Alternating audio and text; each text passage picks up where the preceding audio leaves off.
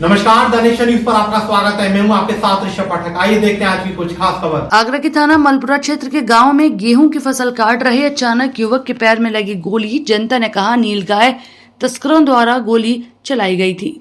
मलपुरा क्षेत्र के गांव में फसल काट रहे युवक के पैर में अचानक लगी गोली से लोगों का कहना है कि नीलगाय मांस तस्करों द्वारा ये गोली चलाई गई।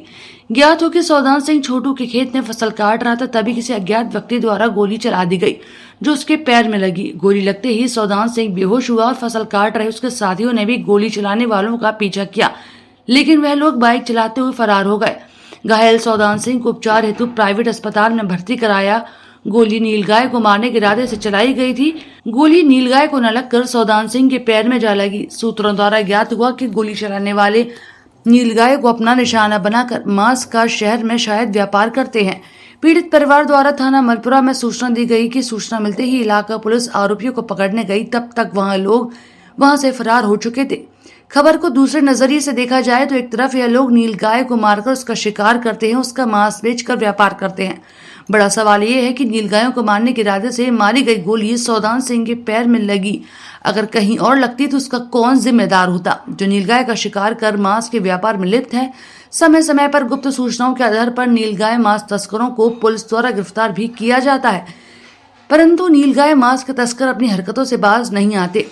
सूत्रों द्वारा बताया गया कि जैसे नकली वस्तुएं बनाने वाले अपना ठिकाना बदलते हैं, वैसे ही नीलगाय मांस तस्कर भी अपना ठिकाना बदलते रहते हैं।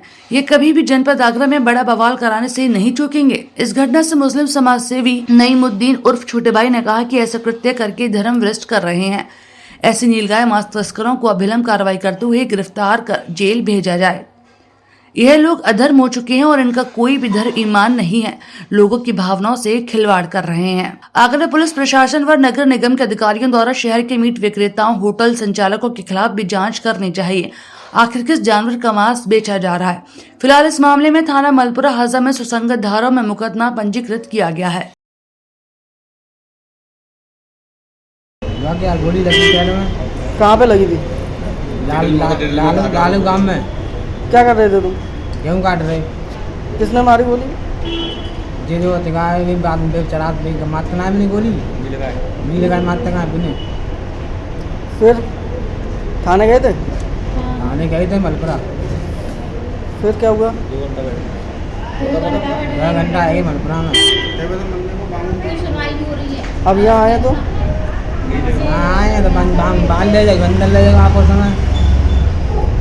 ये खेतों में काम कर रहे थे, वैसे अपनी मजदूरी करते हैं, जूते का काम करते हैं। फिलहाल में काम कोई था नहीं। ये और इनकी वाइफ, मतलब मेरी दीदी, ये दोनों लोग खेतों में काम कर रहे थे। इन्हें किसी से कोई मतलब नहीं, ये अपनी मजदूरी कर रहे थे। अचानक से गोली आई, इनके पैरों में घुस गई।